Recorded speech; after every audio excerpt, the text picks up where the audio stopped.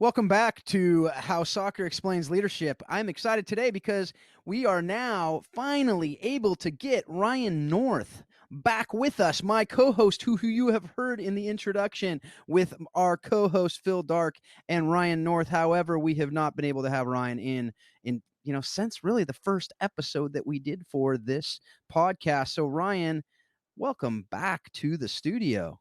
Well, thank you, Phil. And in the spirit of mutual love for Manchester United, I feel like Anthony Martial, who had just finished serving his domestic ban, because I think me not being available pretty much coincides with Martial's absence from the starting 11. So I'm the Tony Marshall That of is an How interesting Soccer coincidence. Explains Leadership. So I don't know if that means anything to anyone out there, even the Manchester United fan. But that is an interesting coincidence that it did coincide pretty well with that. So, That's right. but unfortunately, we didn't have any Champions League recordings that you were able to play in. You just were I out. was just out, man. You were probably closer to one of the injuries that have been plaguing. So, and you did have a foot injury. You were out with actually foot infection, all kinds of other stuff. We're not going to get into the details because It this was is a like that family time show. Wayne Rooney But broke his foot. anyway, you've yes, yes. I don't know. Remember that? It That was was a a long long time time. ago because Wayne Rooney hasn't been on It's the team it's for a it's while. it's one of my it So was one of my favorite Ferguson stories. He had broken one of the metatarsals, right? That's your foot metatarsals. He's broken one of the metatarsals in his foot, and he'd sat out for a while and I think that's right. rehabbed his foot, and then wasn't at training because of the rehab, and then flew with his wife to New York City because she wanted to go shopping in New York. And then while they were there, they went to a Knicks game, and he stood on a seat courtside, and somebody, as the player went out of bounds, landed on Rooney's foot, which of course made all the British news broadcasts. And apparently this enraged Ferguson, as you might imagine. It seems like the tiniest thing unsettled Sir Alex. And Yeah. and then when Rooney was fit the next week, he was not in the starting lineup. And then with about 4 minutes to go, he subs Rooney in. But he pulls Gary Neville and he makes Rooney play right back for about 5 minutes and informs him, don't ever do that again, because that's the best that's going to happen to you at Manchester United if you do. I love it. That's fantastic. And that's a good example of leadership and what made Sir Alex Sir Alex. So, but it actually, in all seriousness, one of the things that I really, I was thinking about as we were talking about pivoting, right? We talked about that in the first episode. I half joked about it in my interview with Paul Jobson. That's apparently becoming part of this podcast. But one of the that reminded me of what's come up a lot in the first four episodes or four interviews is really the idea of overcoming adversity, right? The idea of failing Yeah. forward, the idea of, in soccer and in life to overcome these injuries, overcome these obstacles, overcome these issues. We talked about it in the interview with Eric Pfeiffer, where in James, it talks about, where boy, when you face trials, not if you face trial, but when you face trials, that's what's going to Yeah. help you, Good. foster and create the perseverance and the character. And that's really what ultimately we're hoping we can do with our players. That's ultimately what we're hoping we can do with our people in our organizations, is to help them grow and to flourish and to become the best people they are. So, what do you think of that? What are some examples that I mean, obviously this is a foot injury. It's not the adversity that a lot of times we're talking about as far as these major life crises or other things that were are tremendous failures, but it has been something that you've had to overcome over the last few months that's caused a lot of issues. Not to mention, last time we talked you had taken a COVID test, it came up negative, but since we've talked you took a COVID test and it came up positive. So Yes. these are things that are some adversities. So what do you think about with that as you listen to those episodes, as you're thinking about it in your personal walk, no pun intended, and your just everything else that you've seen in your organization and in your family and everywhere else?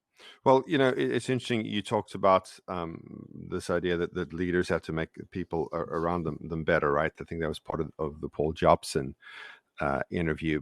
But the interview after that was the one I kind of wanted to hone in on when he spoke to Pete Kipley, and he talked about this idea that mistakes are a part of growth. Which is something that really was impressed on, and I wish I could remember where I read this, Phil. This idea that if for people to truly be able to succeed, they have to know that it's okay to fail, right? Unless people feel the freedom to fail, they will never actually be successful because they won't ever try the things that they need to try. They won't ever push themselves the way they need to. They will always feel sort of restrained by this idea that failure is not an option. And that's one of the things we've tried to do with our kids. One of the things we communicate here at home is, it does. Okay, sometimes it matters on a sliding scale what happens when you mess up. Sometimes it doesn't matter at all. Sometimes it matters a great deal, but it doesn't matter as much to me because we'll walk through those consequences together. And sometimes, you got to take your medicine in life. We certainly don't feel like it's our job to protect our children from all of that, but certainly is our job to walk them through any kind of difficulty that they have and teach them how to be responsible young people. But I tell, especially with my now 18-year-old son, he's heard this the most from me. Look, if you mess up, we'll deal with it. And yes, sometimes there will have to be consequences, but I promise you that we'll deal with it together. And so, as far as your mom and I are concerned, that when you mess up, there's nothing that you can do that will move us from your side. We will always be on your side. And I've watched him as he's really embraced that message. Really watch him grow and flourish here the last couple of years of his life, as I think he finally trusts and believes that his mom and I are serious when we say that, and we're not just saying it to be heard, but rather saying it because it means something. And so I think that's such a valuable skill in terms of whether you're coaching a team, leading an organization, or parenting, that if people understand that failure is not terminal, and that you're with them and you will help them grow and learn from those mistakes, right? Like when I was coaching, I used to tell my forwards, the only time I'm ever going to get angry at you for being offside is if you're lazy getting back. But if that flag goes up because you're just working that defense all night long, I promise you, I'm not going to get mad at that kind of work. And I promise you, good things are going to happen before the 90 minutes are up. Because when you coach a forward, right? I don't know if you've ever coached forwards like this, who are just their number one thought is, I don't want that flag to go up. They're particularly ineffective. See, there I tied like parenting, leadership, and soccer all Absolutely. in one. Well, and I think trying that so hard. yes. Well, no, and I mean, that's the beauty of it. We don't really have to try. I mean, we talk about it like riding a bike. What I talk about a lot with my anybody in my organization, whether it's my kids as well, it's whether it's on soccer teams, it's the idea like, look, we're going to let you, when you're riding your bike, we're going to let you fall. We're going to let you skin your knee. We're going to let you potentially even break your arm at some point, because that's what's part of riding a bike. Like, you're going to have accidents, and we're not wanting you to have accidents. We're not pushing you down, but you're going to have accidents if you're going to learn to ride a bike. We're not going to let you drive off a cliff. That's right. Right, and kill yourself, right? We're not going to let you ride in front of a car. Those are things we would jump in and stop you from doing, right? But we're going to let you have those failures. We're going to let you have those things because we know that's what's ultimately going to help you. As you said with Paul, that's what's going to help you be better. Amanda talked about that as well, that a lot of the kids that, these young student athletes, these young women who are coming into her program, their parents haven't let them experience adversity. They haven't let them experience failures, and these kids are coming in and they're the best of the program. I mean, Paul talked about that. Amanda talked about that. It's because they are the best, right? They're some of the best in the country, whether they're playing for Baylor or they're playing for UCLA, they're going to be some of the best. So they haven't really experienced a lot of that. Most of them, if any of them, have ever experienced where they're sitting the bench right? Maybe if they're playing on the national team, but they're playing on the national team, for crying out loud. But in their clubs, in their high schools, wherever they're playing, they're not sitting the bench. They're Yep. playing, and they're probably the star of that team, right? But if they don't have the ability to fail, and if they don't know what it is to fail and to actually have to overcome that adversity, when they hit it, they're going to be paralyzed. They're going to have major issues. They're going to not know what to do. And so as a leader, I think that we need to not only allow for the freedom to fail, and as Eric talked about in his episode, in his interview, the permission to fail as leaders. I mean, how many times, go to a different football, right? Go to the American football. Have you seen a quarterback of a team, throw an interception, and they, you see the coach pull them aside, and my guess is they're either saying something along the lines of, if you throw another interception, you're out. Or they're not necessarily telling them, hey, don't worry about it, just go out there and do your best.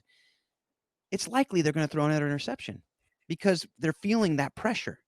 And if they're feeling that if I throw another interception, I'm out, they're probably not going to perform at their highest level because, going back to a lot of the brain chemical things like that, where you have cortisol flowing through your body, you're going to be more tense and frozen up than you are when people are giving you that, hey, you know what? You have that permission to fail. You do your best out there, and you're going to get a lot better results from that. And that will be what makes your players better. That's when it's going to make your employees better. That's going to make your kids be the best they can be and to flourish.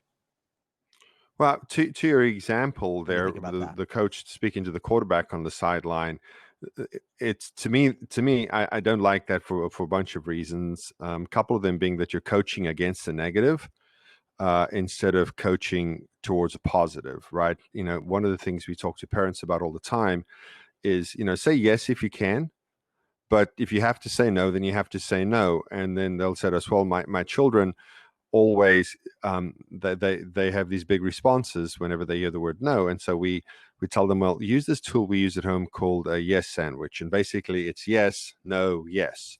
So you say yes, like, hey, can we go and play with the neighbor across the street? Yes, you can play with the neighbor across the street. Not fortunately, because it's getting dark, but let's plan on having you do it tomorrow. So the kid walks away with the lead in with the positive, the lead out with the positive, and you still told them no in the middle, right? That has and you talked about brain chemicals. That has a completely different effect on a brain hearing, you can't do it, wrapped up in a no, as opposed to, if you mess up again, there's going to be consequences. I used to years ago work at a private Christian school, and the athletic director had resigned, and it was in the middle of football season. And for those of you who don't know anything about Texas, we love God, guns, and Friday night football here in Texas. Maybe not even in that order. Friday night football, especially when you get out into Central and West Texas, in the smaller towns. I mean, it is they have rabid-like support for these high school kids, and so obviously when we were bringing these guys in to be interviewed for the position, they all wanted to go to football practice and sort of evaluate the team and give us their opinion. So part of my responsibility on that interview committee was to go with these guys to practice. And every single one of them would look and basically tell me how they'd coach differently. The guy we actually ended up hiring, and he got my vote, was because of this. They're running this play, and the receiver goes in motion from like right to left, goes just kind of behind the linebacker, so it's maybe 8 or 10 yards deep, and then cuts across and gets the ball while he's running across the formation the other way. Hits the receiver like in the numbers, and the kid drops the ball. Whistles start blowing. The head coach comes racing over and gets in this kid's face and screams, "Dude, you got to catch that ball, dude. Do it again." To which the gentleman next to me, he doesn't look at me, but he says, "That ain't coaching." And I said, "Yeah?" And he said, "Your coach offered zero to that kid to help him catch the ball. He offered zero to make him better. The only thing your coach did was tell the kid what he already knew. He already knew he had to catch the ball. Yelling at him to catch the ball does not develop him or coach him. It just frustrates him." And I learned a great lesson that day on the sideline, because pointing out the obvious to people, while you may feel it validates that you're right, Which, by the way, if you're in the business of wanting to validate the rightness of your position, I'm not sure that leadership's for you in any case. But you have to develop people in the way that actually develops them, not in the way you think they should be developed. Which is why, I'm glad that the show in my absence had some college coaches on, because oh my gosh, you're still not just responsible for developing them as athletes. On the surface, that's true, but you bear a responsibility for developing them as people as well, which is why coaching college sports is possibly more difficult than coaching professional sports, because of those, the dual responsibilities that you have towards the young people. Yeah, no, definitely, and it's been something that I've been really pleased with too, is to hear I mean, the first few episodes have been the cross section that we're looking for. So yeah, we have the coaches from the game, right? To have those, as you said, the cross section there, as far as them experiencing these kids. They're not kids, they're not Yeah, adults yet, but they're growing them up in this amazing time where they can help them discover their identities, help them understand who they are as people, help them understand what it means to lead, what it means to grow, and they're just in those formative years.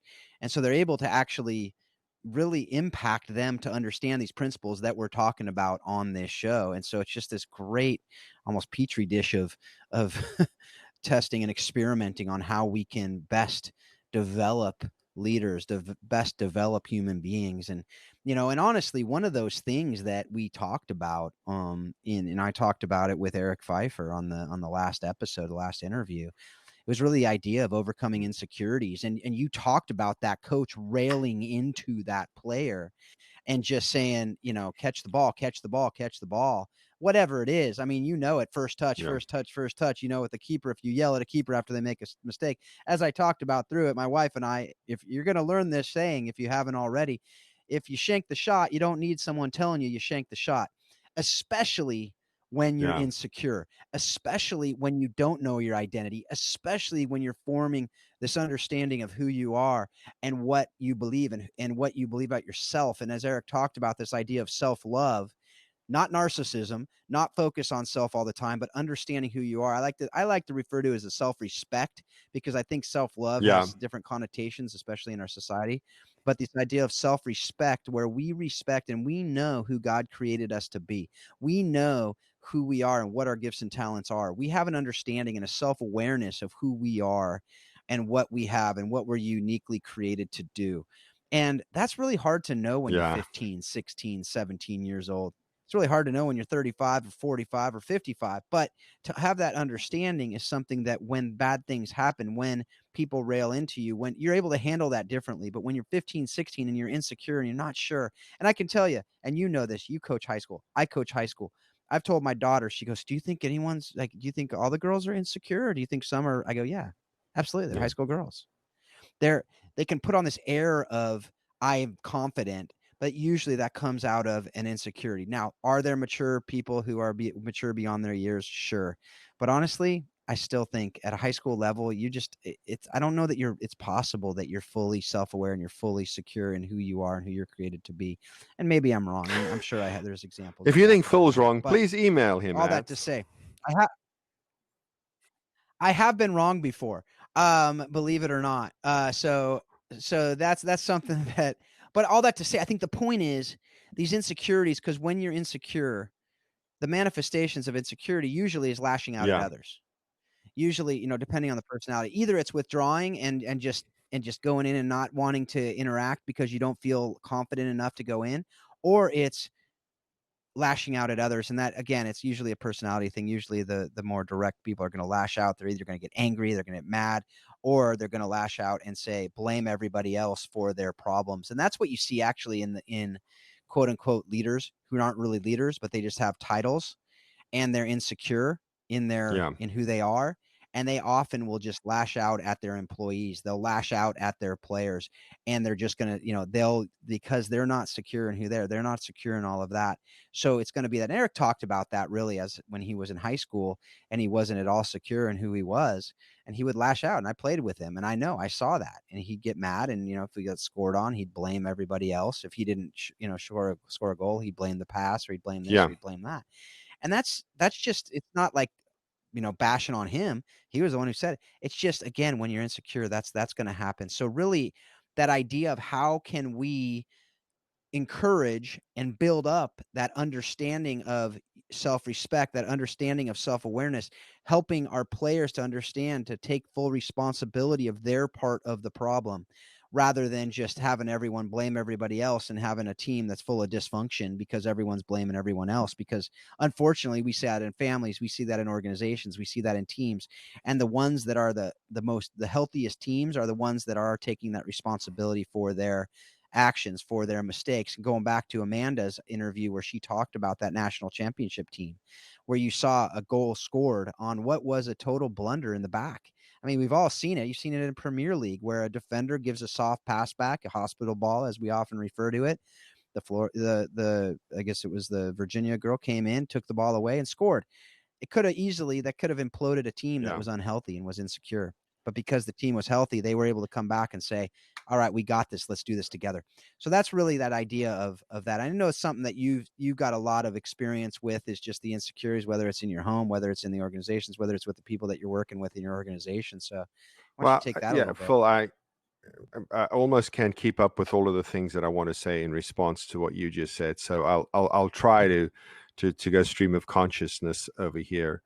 When we talk about players in the context of what we're talking about, these may be people with squad numbers on their back, or it may be people whose paychecks you sign, or volunteers who you are grateful for, or people who call you daddy.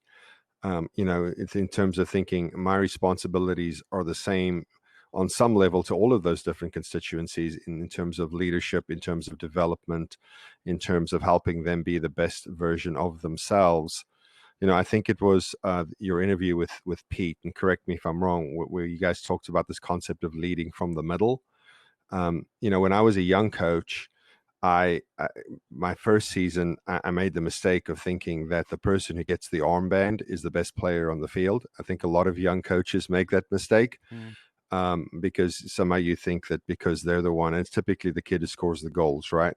But what I came to understand is that the real leader of the team is the most level-headed person who understands the game in terms of the rules of the game, but it also has some tactical awareness to them that some of the other kids don't have.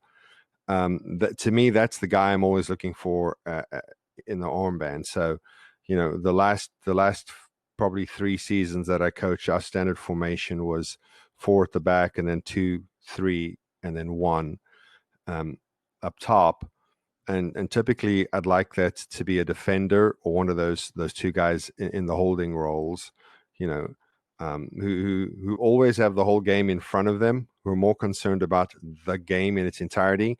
Like forwards make the worst captains, and every forward that's mad at me right now, I'm sorry, somebody needs to love you enough to tell you that forwards make the worst captains, because it's, the sniper doesn't usually care about the platoon, right? The sniper just cares about his very special job that he has to do, or she has to do. I apologize, ladies.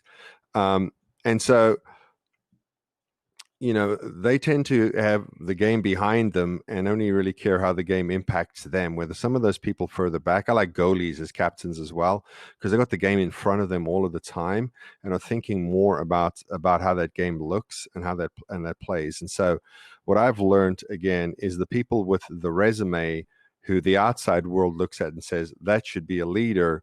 That doesn't necessarily make you a leader. You have to have some skills that can be developed, and when you have this, I mean, it's obvious that you have this idea, this concept inside of you that you want the people around you to be better. Like, to me, that's somebody that I can really work with, and then mentor them into the fullness of their leadership of that organization. Right? Even at home, my oldest son, who just turned 18 a couple of weeks ago, is not quite done with his senior year of high school. He's still living here at home with us. even though he probably wanted to move out on his 18th birthday. Um, and thinking about sort of not just the mentoring and the raising a child in the nurture and the admonition of the Lord, but also in terms of his development. And because he has a little bit of drill sergeant in him as the oldest. I don't know where you are in birth order, but my experience, the firstborn in my family had a little bit of drill sergeant in him. So of course I now assume that all firstborns are like that, even though some of them might not be.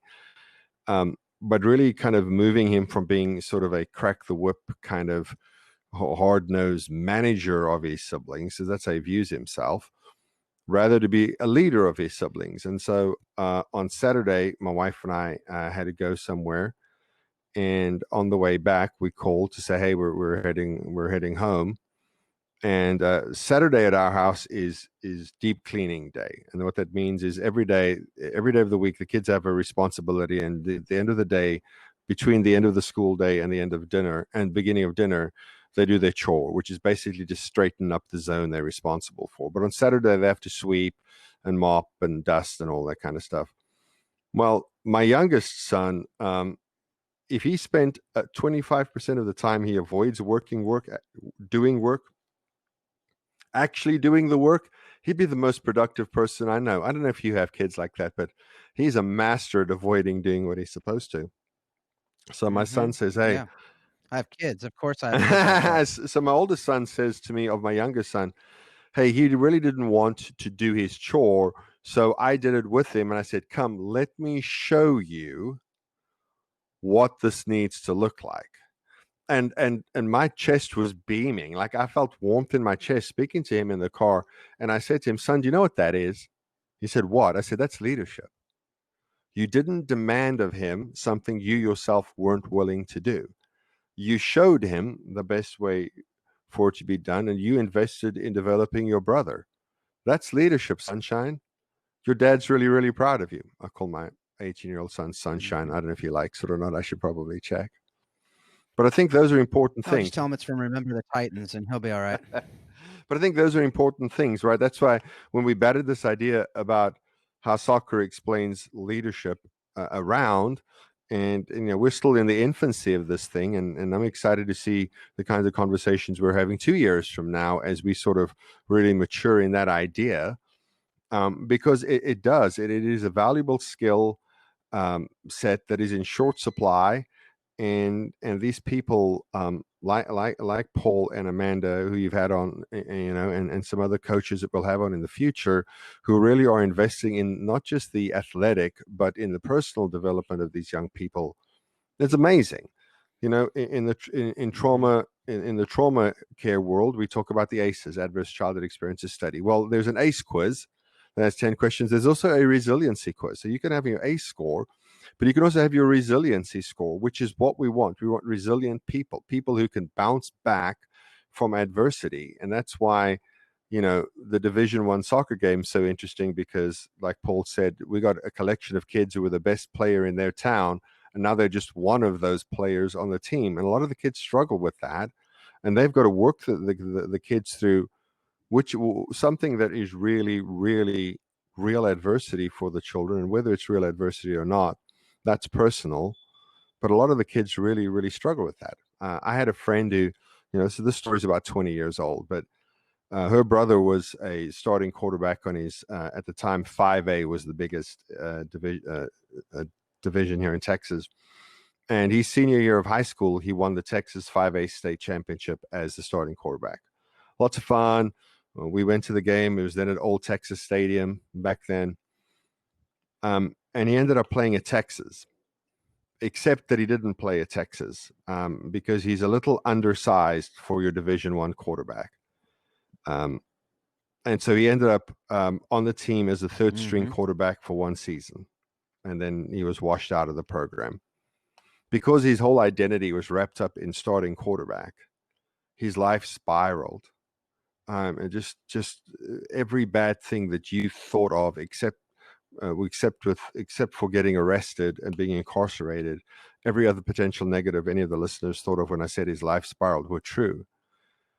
because his entire identity was wrapped up in starting quarterback. And when that wasn't real anymore, his life just crumbled. And I think that's an important thing for us to, as we develop people, to understand that there is so much more than what they're able to do.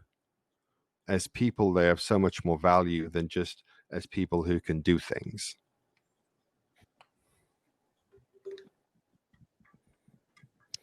Yeah, I think there's so much, again, like you talk. I think the leading from the middle conversation was, I think it started with Jobson. I think Kipley may have talked about that as well. I didn't realize it until I was doing some actually prepping for this conversation, that we started with Paul and then James Peter.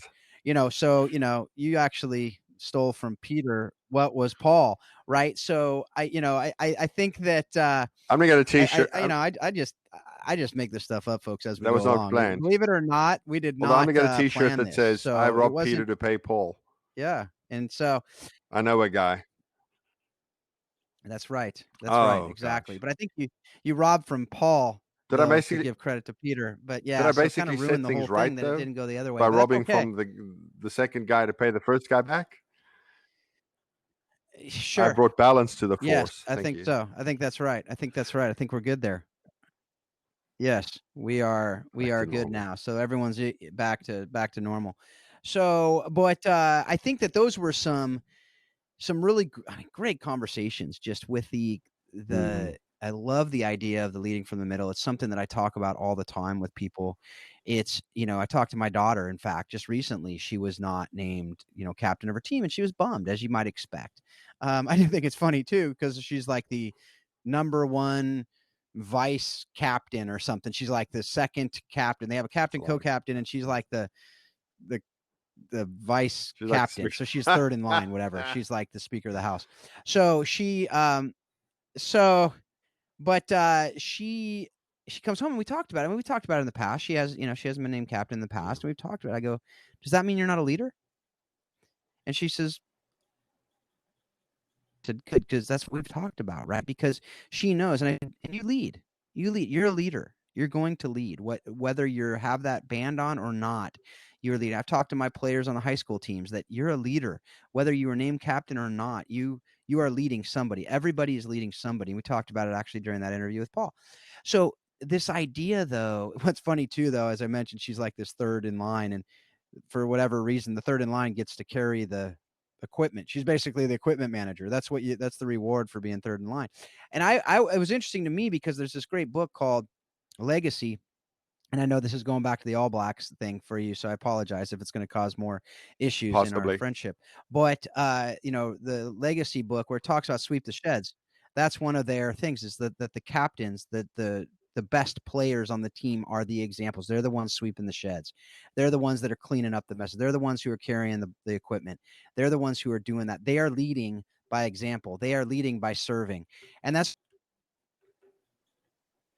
great thing that you get to do for your team. You get to serve your teammates. And that is such a huge part of leadership. And that's something that I said, do that with fervor. Do that the best you can do it, because that's going to show. That's going to shine. Don't complain about it. Don't get bummed. Don't bring attention to yourself for doing it. Just do it, and do it with excellence, because those are the things that Yeah. maybe not 12-year-olds are going to notice that, but 16-year-olds are going to notice that. Coaches are going to notice that. Employers are going to notice that.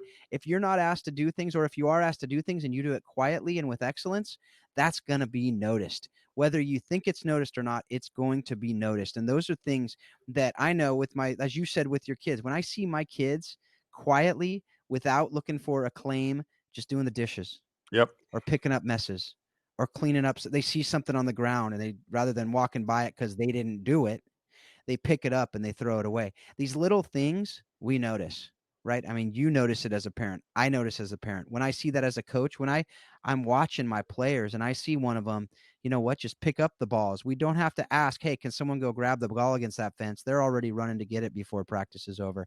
They're coming and putting it in the bag. They're carrying the balls to the Yep. coach's car. Whatever it is, those little things, that's leadership. That's the servant leadership that we talk about. That is true leadership, and it is influence, and that is what creates healthy cultures. Those are all these things that we're talking about, are all parts of building the healthy cultures that people are leading by example. People are leading by being first on the field doing drills, being the last off the field, making sure that they're working on whatever. They're leading by juggling. They're leading by, whatever it is, you're doing it with excellence, and you're doing it not because somebody said you have to, not because somebody asked you to, but because Well, it's right. And that's what you're going to do. So okay, that was so something I if I can just loved, say that something pattern over the last few about your interviews. conversation with your daughter, because essentially what you told her was, um, that you don't have to, you get to. Right. And I think if we can help people understand that mindset, that nobody's Yeah. making me stack the chairs. I get to stack the chairs. And it changes your attitude, and you can find joy in small things That's right. because um, it's like our pastor said the other day. If somebody calls me and said, Pastor, I just feel like the Lord wants me to speak to 20,000 people. My first question is, how many people have you spoken to before? And if they tell me zero, I'm like, you don't get to go from 0 to 20,000. That's not how it works in reality, right? And this idea of paying your dues, which is really a hard thing now, because you can have an enormous amount of following on social media. But we've really kept that because I think you and I are close enough in age that we're probably old school enough in the way we think about these things. Um, you know, like I'm a big believer We're in definitely paying your old. dues. Now, in my 20s, I didn't like doing it. But the idea of, I tell people this, we'll have ministry leaders contact us and say, hey, we need some advice on how to grow our ministry, how to, kind of with the next phase of the organization, how we can make it better, and those kinds of things. And I will typically ask this question: how do you feel about, who does the public speaking for your organization? And they will say, "Well, I do," with a smile on their face. And I say, "Okay, well, who stacks the chairs and cleans up afterwards when you're done?" Well, we have volunteers for that. And then I wonder to myself, okay, because I think that if speaking on the stage and inspiring people and communicating organization's message is beyond you, that's a problem. But if stacking the chairs and cleaning up afterwards is beneath you, that's equally as large of a problem. Because I think that you have to be able to run the full gambit of everything that what has to be done, with the same amount of enthusiasm and joy. I love public speaking, but I'll also stack the chairs because I know that's part of the job, right? And so oftentimes people think that, being a leader kind of Mm-hmm. gives you some sort of high British nobility privileges, but it's not. It is showing people the way and developing people around you, which is why I'm so thankful for the people who have mentored me in my life. And whenever we get an opportunity to speak into the lives of ministry leaders, families, and kiddos as well, I'm really, really grateful for that opportunity, because if we're not sharing the things that have helped Yeah. make Yeah. us better, then then we weren't really deserving of those things being invested in us, in my opinion.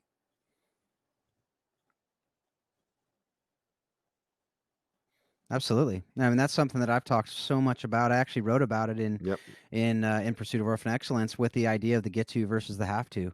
C.S. Lewis has a great quote on that, where he says, Mm. duty is a crutch, and it's a substitute for love. And you'd never use a crutch, and you know this with your foot, right? You'd never use a crutch if you don't have to, right? Who's crazy? Like, you're not going to use crutches; they're no fun, right? But that duty is a crutch, and it's a substitute for love. And when you love, you're going to do these things, but Yeah. sometimes you have to have the duty. Sometimes you do need to do it because someone told you to, or it's right, or whatever. But that hopefully is in the Yep. process of learning it, so that you actually know that it's a get to, not a have to. And the example I've always used with that in my parenting is with my daughter. I mean, I use this when I'm speaking overseas. I've used this when I'm speaking at the little tiny group, and I've used this just now on this show, with the idea of, she always, and these are the crib of our family, right? Like, we're doing everything great, and then we're having a great family dinner. It's like, hey, can you do the dishes? And then everyone it's like World War III in our home. So because everyone hates it, and I say that typically, and everyone tends to laugh like you are now, because it's probably not just in the dark house that is the case. And so, for whatever reason, that just is. But one day, she was watching. She was probably 12. She was babysitting the younger kids, and And we came home, my wife and we came home from a date, and we're sitting there. My daughter, my 12-year-old, meets us at the door, and she's just beaming and so excited. And she just looks at us, and we're going, "What is going on? What did you break? What's the problem? Who's hurt?" Because she was just way too excited for us. Well, she goes, "Hey, come here." And she walked us into the kitchen. And I swear it was like, those Yeah. commercials where the little stars are coming off of the counter. Everything was just beautiful in our kitchen. It was the cleanest it's ever been when we got home, and she was so excited. And it was because she did this for us, because she got to do it, and she knew that it would bring us joy, and she knew that we would love it, and she knew that it was going to be something that we were going to be excited about. And and Becca looks at me and she goes, Don't say anything stupid. We want her to do this again." And so, and I, so I didn't say anything stupid, but I did say, at least I don't think it was, but I did say, "Hey, Malia, I'm so excited that you did this. Thank you so much. And I just want you to understand that this is, you are so excited because you did this, because this is going to bring us joy. It wasn't because you had to, it wasn't because it was something you were forced to do, but something you got to do." And I just want you to understand, like, this is, as we've talked about, this is the way God sees us. He wants us to to do things because we know it brings him joy. And the same way we do that for our parents. And the reality is, we can do that in our organizations, in our teams, in our everything. When you see it as a Yeah. you get to juggle because it will make you a better player. You get to work on fundamentals because it'll help you in a game to be able to do things. These things that are seemingly tedious, seemingly, really boring and awful things that, and I think about a lot of those fundamental tactical trainings that go on forever and ever, in my opinion. And yeah, it's miserable for a lot of people. Some people love it, but I don't, right? And I'm not one of those that loved that. And so, and I've joked about it in the past episodes, and I'm sure it'll come up again in future episodes. But that was not something that I just was like super excited. But you know what? I knew I had to do those things. And ultimately, when I got to the point where I realized that it could actually make me into the best player I can be, it did become a get to. And the fact that when you really think about it, I do have two legs that I can do these things. I Yeah. get to run. I get to train. I get to go to practice. I get to, I do have a job where I get to go to a job and work on these things. I get to go to school and be able to learn. I get to get, whatever it is, it's something that when you get to that point, it's such a massive shift. And going back to all those other issues, that we've been talking about in this, that understanding, it's of just the fact that a get to versus have to, Yeah, that goes yeah, so far in absolutely, life. absolutely, no doubt. I was thinking when you were telling the kitchen story there, that you, and my wife all know each other personally. We've never met Becca Dark, and I think that is something that needs to be No, you remedied haven't. as soon as possible because she sounds exactly like my wife, who would. The only difference is if I told that story, my wife would have said, after she smacked me on the arm, she would have said, "Don't say anything stupid and ruin this." My. Yeah. Yeah. My wife actually rubs my arm when she wants me to stop talking. It's a very subtle, Yeah, not "I now. love you, honey. Now shut up, please." So, it's really good. So, but, so, I think that one of the other things, and, we've talked about a lot of things over the past few episodes. We can't cover all of them. We talked about healthy cultures, which is just critical, developing those. I think we had some great stuff in those. But one of the things that I did want to mention as we're finishing up here is the idea of parents, because I think that it goes to not just uh, the parents with their children, but a lot of the other principles and leadership principles that we talk about. But parents Mhm. that are micromanaging and pressuring their kids. Pete Kipley talked about it. Amanda talked about it. Amanda actually talked about it in the context of recruiting, where she said, "Look, if I see parents railing on their kids, and I see parents yelling at the refs all the time, and I see parents yelling at the coaches or doing whatever, I'm not going to bring that player into my team because Yeah, I doubt they're going to be that's healthy. I mean, good. the likelihood of their being healthy, I just can't take that risk." And I've heard employers say, like, something happens, they're like the employee, something happens to them, and they give them a punishment of some kind or discipline of some kind. And they've told me 26, 27-year-old employees, their parents will call the employers and talk to them. And they're going, what is going on in this world? But this idea of the micromanagement, the idea of, Yeah. a lot of it's not letting the kids launch, quite frankly.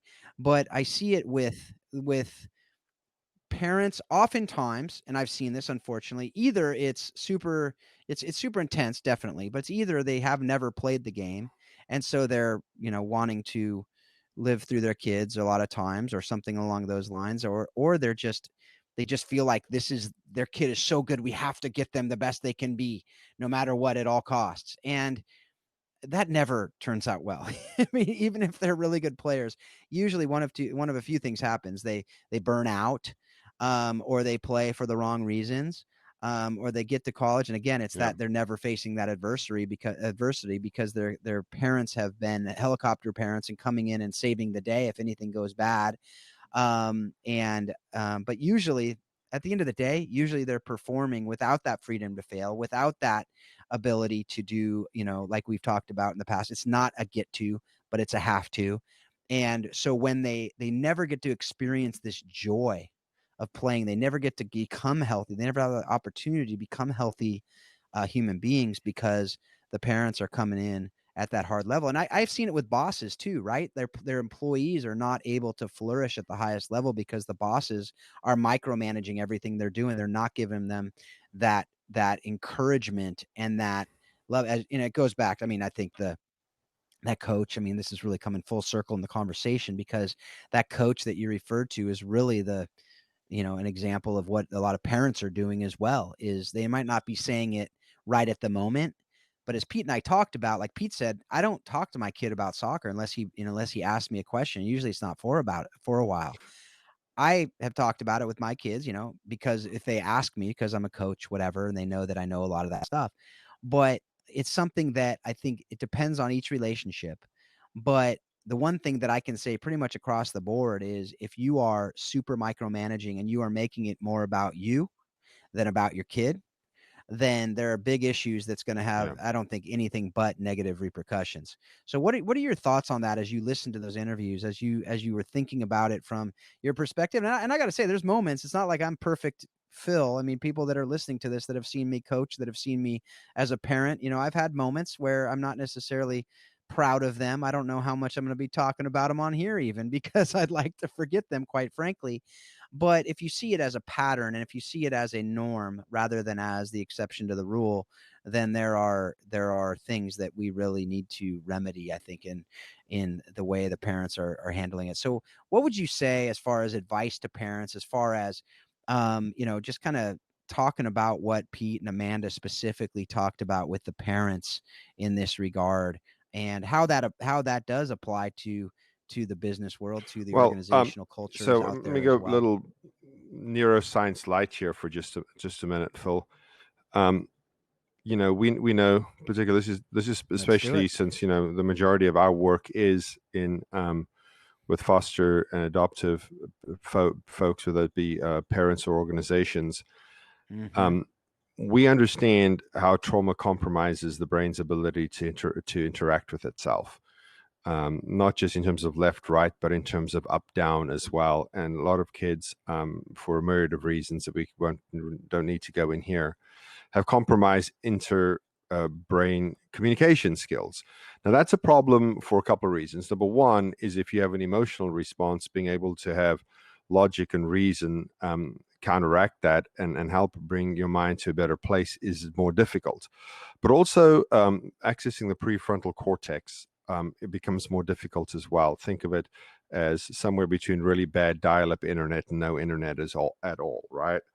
Um, and so part of that prefrontal cortex, there are the executive functions of the mind, the 8 of them, and one of them is creative problem solving. And so a lot of complaints I get from families is that my child doesn't think it through. My child's not thinking this through. I'm like, well, because we don't give our children any practice at it, because whenever there's a problem, we just tell them how to solve the problem, right? that's not developing the kid. That's not developing the player. That's not developing the employee or the volunteer or whatever your relationship might be to them. It takes a little bit longer, and this is a perfect example of leadership. It's not about just giving the answer. That's fine for management, I guess. But if we're contrasting management versus leadership, then part of your responsibility is to develop that person, which means I have to take the time to develop them. And so with our kids, they'll say, I'm stuck. And I say, okay, well, what do you think we should do? Not, I have clarity about what we should do. It's like I told my wife the other day, I'm not always right, but I'm never indecisive.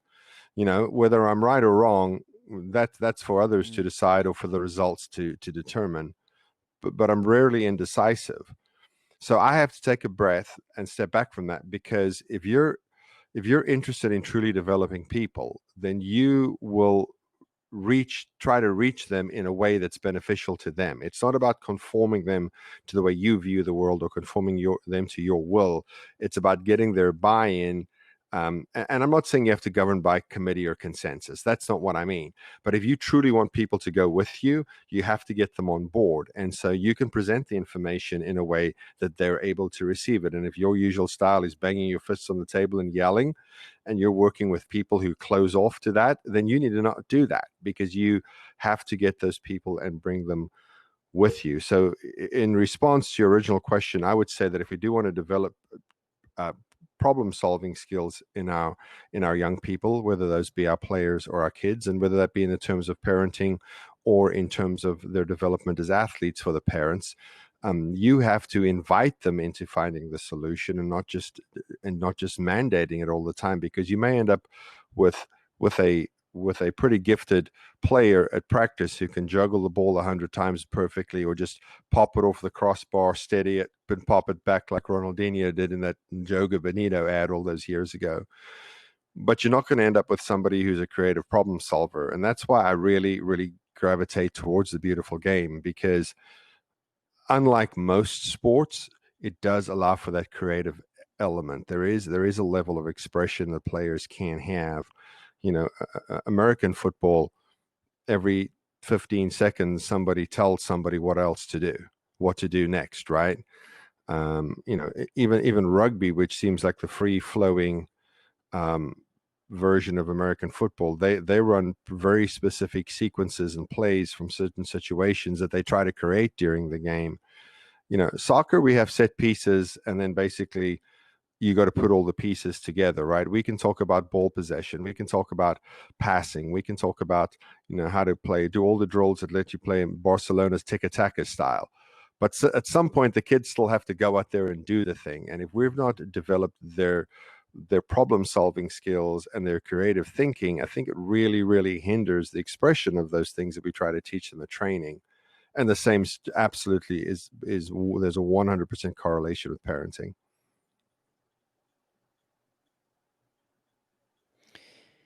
Yeah, I think that is so good, and that's what I love about this, where you can bring in the actual neuroscience to it. That isn't something that you just read in a book, or that well, maybe something you read in a book, but it's also something that you're living out and you're doing Yeah. in your organization. It's it's what you do. So it's just something that's part of who you are. And it's not like, because I have read those things in books and I totally agree with them. But for me, it's just telling you and regurgitating somebody else's stuff.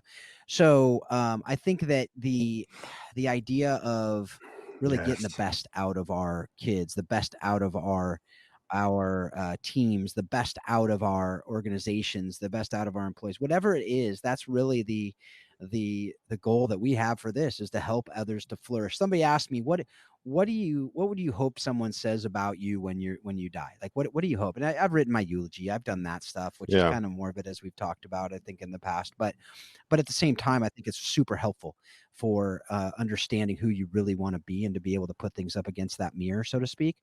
But I really put it kind of brought it down to this essence of, I just really want to glorify God by helping others to flourish. And really, what is that really, I think, Yeah. is at the core of leadership. That's the core of what it is that we should be doing with others, is how can we, and when you do that, you're going to serve them. You're going to really seek to help them to get through what, and it's interesting because Eric Pfeiffer, again, last interview we did, last episode, he talked about the four kind of levels of growth, the four levels of development, and the patterns that we go through, and really anything that you want to get great at. It really goes through the honeymoon phase of, this is so much fun, this is amazing, and you see kids do that when they're playing soccer, and they're just joy, and it's fun, it's fun, it's fun. But if you want to get to that Yeah. next level, it gets really hard. And that's the, as he called it, level 2 is the I suck phase. I think he put it in different terms, but that's really the idea. And he said he could have used very different language depending on the podcast, but that's really the idea, that I'm no good at this. It's way too hard, and most people don't Yeah. get past that phase because they just give up. But that's, I think, the most important part for the coach, for the leader, in whatever it is, to be, for the parent to be able to come in during that phase and not micromanage it, and not force it, and not come in and say you're terrible, and and kind of reinforce the idea that you stink at that, right? But to come in and to be able to help them to flourish, if that is something that you see that they are gifted at, and that they can go to that next level, or even if they're not gifted but they want to go to whatever level of it, that you can come in and encourage them. You can come in, again, going back to the bike analogy, you can get them back up on the bike. You can help them to ride, and to get past the injury, to get past the difficulty, to get past that, and to know that it may not be the right time right now, but to say, if you ever want to get to that level, I've told that to my kids many, many times. If you want to get to the level, I will push you to what the level that I know you need to get there. If you don't want to Yeah. get the level, just tell me now, and I'll stop. I'll stop. Just not. I won't. We won't talk about it. And you don't need to play soccer. You don't need to play an instrument. You don't need to do whatever it is. But if you really want to get to the next level, I know what it takes to get there, and I'm going to push you in the right way, knowing their personalities, know who they are. But then once you get past that second phase, then it does get to you're really enjoying it, and you're getting to that level of conscious, I forget exactly what he called it, but just that conscious being good at something. He called it something really cooler than that, but that's really the idea. And then it gets to a muscle memory where you are doing it without even thinking. And that's what you see at the professional level. You see that muscle memory in a lot of ways, but the way they keep it muscle memory is by working on it over and over and over and over in practice. And so it's not something that you ever stop, and you're going to get continually going through that phase. Even the best of the best get to that phase, because again, they get to that next level, whether they're going from high school to college, from college to pro, and they realize, oh, I'm not good. They go back to that I'm not good enough phase again. Right. And so it does take those brilliant leaders to be able to come in and get the best out of the people that are under their care, that are under their leadership, which is such a phenomenal responsibility. And I think we can kind of end it here, and with any thoughts you have on that, but just end it with this thought, really, that leadership isn't it shouldn't be a have to, Yeah. right? It should be a get to. If it's a have to, I don't think you're going to be a good leader. I don't know that it's possible to be a really, really good, excellent leader Agree. when it's a have to. I think you can manage, like you said, but unless it's a get to, I think you're just going to be going through the motions, and I think you're going to actually often do more damage than good. So, what are your Well, thoughts on that? You said I agree no, already, but maybe I'll I have said two something closing else that you thoughts, and don't one of agree them with. is I will keep my thoughts brief because I have a whole episode's worth of thoughts in response to what you said. So maybe we can get into that some other time. Um, but We but have a lot more time, my but brother. my initial thought is again responding to the idea of I don't have to, I get to. When my wife and I are, we developed a 6-week course for parents to help them understand trauma, help them understand how relationships are compromised, and help them to better reach out and connect with their kiddos. Um, I don't know if you've ever done anything like that. I don't know how many of our listeners have ever done anything like that, but it's not a 15 minutes of work to develop about 9 hours of content. Each class is 90 minutes, and then all the follow-up stuff. So it's a lot of content, and there's a lot of back and forth, and there's a lot of iterations of it, and there's a lot of going to bed at 2 a.m. because that's when we finished the work session tonight, but I never ever feel down about that because I never ever feel, oh, what a hard knock life I live. I went to bed at 2:00 because we were working, but we find great joy in it because we get to do something that benefits other people, right? I don't know what you think about Simon Yep. Sinek, but I get to quote him because he was born in South Africa, like I was, and he said that profit isn't a purpose; it's a result. To have purpose means that the things you do are of real value to others. And that's leadership, man. If the things I do are not of value to those around me, then I'm not sure I'm leading them. And so, yeah, direct response to you having an attitude of I get to do this means that I will feel like it's a privilege that I get to do this, and I will certainly respond from a place where I view the task, the assignment, or whatever you want to call it, as a privilege rather than a chore that was forced upon me. So yeah, mindset matters. One of my favorite books is Mindset by Carol Dweck. I don't know if you've read that or not, but fantastic book. I haven't, but it's been referred to on Think Orphan, and now it's It's been referred to me fantastic. on How Soccer Explains Leadership. So that's probably a hint that I need to. I think it's in my Audible queue, but that's a really long queue. So I think this is a hint though that I need to read Yes, Mindset it's by Dweck, Carol Dweck, Dweck. It's right? Dweck. fantastic. Yes. So yeah. So Yes, apparently, folks, you out there need to read it too because I've been agree. referred it so many times. All right. So, with that book recommendation, that's often how we end these episodes anyway. That was totally unplanned. We are just on track right now, folks. So, no, but in all seriousness, I think that is something that is a really good place to finish up because I think you talked about it really right there. The idea of leadership is Yeah. privilege. It is a privilege. And we hear that, unfortunately, we hear that word thrown around in a lot of different ways today, right? Privilege, privilege, privilege, right? But it is a privilege. Back to the old classical word privilege. It's a responsibility as well, but it's something we get to do. It's something that is not a right. You don't have a right Yep. to lead because you have a title. It's something you earn. It's the influence. It's something that you earn that respect. It's something that is that, and I think leadership is thrown around and leaders are thrown around in our country so often, in our world so often, that we've forgotten that it actually is leadership is influence, going back to that first interview Yeah. with Paul Jobson.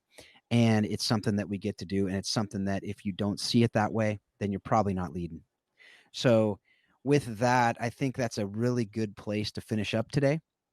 And I just want to encourage you folks out there, if you haven't already, go to the Facebook page, Facebook group that we have to be able to go deeper into this conversation, go deeper there to be able to understand, a little bit more, to ask questions, might get some sneak previews of who we're going to be having on as guests to maybe get some questions that you can ask them. But any questions you have from our guests, any questions you have for me and Ryan, you can do it there. You can also email at info@howsoccerexplainsleadership.com. And we can take those questions there as well. Any recommendations for guests, love to get those as well. And best honestly is if you can connect us with those people and we can have the conversations and see if they'd be a good fit to have on the show. We'd love for you to be able to be a part of this. Want to hear feedback from you as well. We can't do this show. Well, we could do this show without you, but it would be kind of me and Ryan talking, and then why even record it? But if you can tell us, how we're doing well, how we're helping you, what you'd like to see more of, to be able to have you really be a part of making this show what we think it can be. So again, thanks a lot for being a part of it. Thanks for the download. Go and rate and review this wherever you downloaded it. Subscribe to this podcast so you don't miss the future interviews that we have. And most importantly, take whatever you're hearing here, what you're reading, what you're doing, and help it to help you. Whether it's taking soccer and informing your leadership or taking these other things and inform your leadership on how you can lead yourself, how you can lead others with better and better and more excellence each and every day. Thanks a lot. Have a great week.